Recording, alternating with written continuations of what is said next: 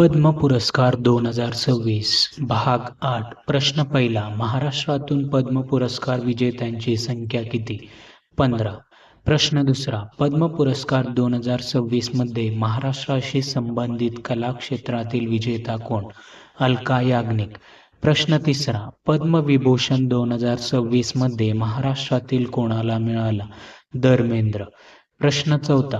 पद्म पुरस्कार जाहीरतेचा महत्त्वाचा दिवस कोणता? 25 जानेवारी. प्रश्न पाचवा. पद्मविभूषण मध्ये सामाजिक कार्यासाठी कोणाला सन्मान मिळाला? के.टी. थॉमस.